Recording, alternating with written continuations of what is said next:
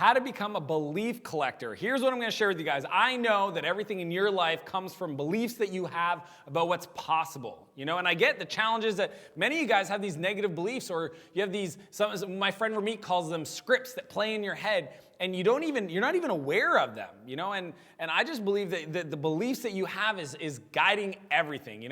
When I was a teenager, if you don't know my story, I had a really challenging or what I call a colorful upbringing. I got put in a foster home when I was 11. I ended up in group homes, involved in drugs, eventually ended up in jail, and I really had a challenging time. And it was this guy, Brian, that sat me down one day, and I still remember, and he just told me, like, I don't believe you're this type of person. The life you've been living is not who I'm seeing.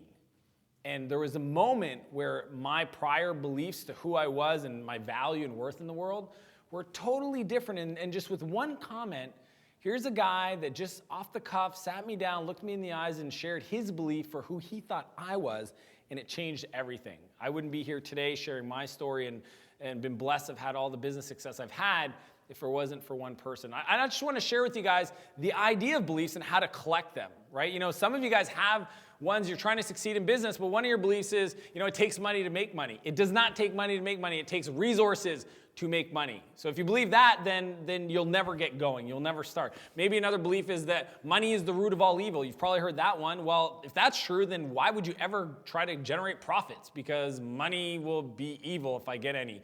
Or wealthy people sacrifice their family and friends to achieve wealth. I mean, if you truly believe that, and maybe you do and you don't even realize that it's there, then you'll never be able to grow. So what I want to teach you guys is a place to go collect, or ways to go collect positive beliefs, right? So the number one is quote books. Did you know that there are quote books that people have gone and published and collected all the top quotes on different categories, etc., and put them together in a book? And you can buy them on Amazon, on your Kindle, in audio format, physical, and you can sit down and consume them. If you spend 30 minutes a day reading these quotes and the ones that resonate. See, what I love about quotes is essentially takes a concept, an idea, a strategy, and just puts it into 140 characters sometimes. I mean, these powerful, game-changing quotes, these beliefs, are there for you to have and adopt and implement and use in your life.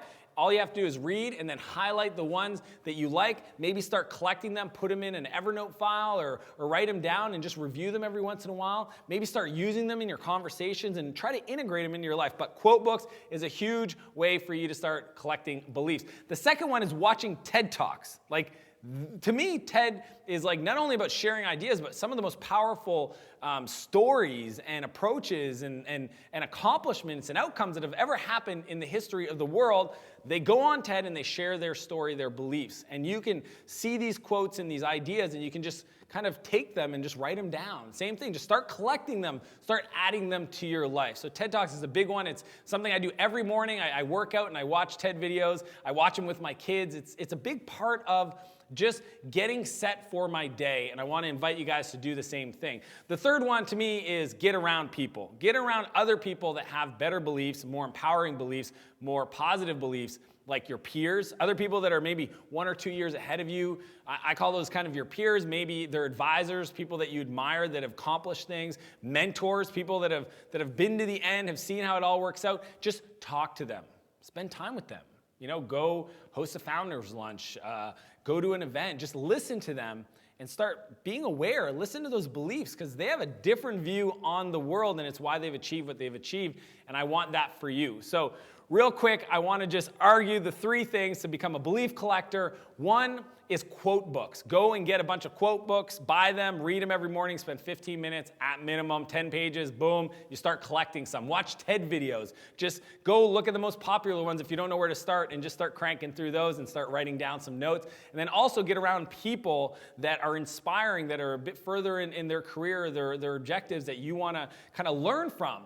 And the other thing, if you didn't see what I just did here with the title of this video, is this is a belief. Become a quote or a belief collector. Actually, I'm giving you a belief to go out into the world with that radar to actually see these and collect them for you.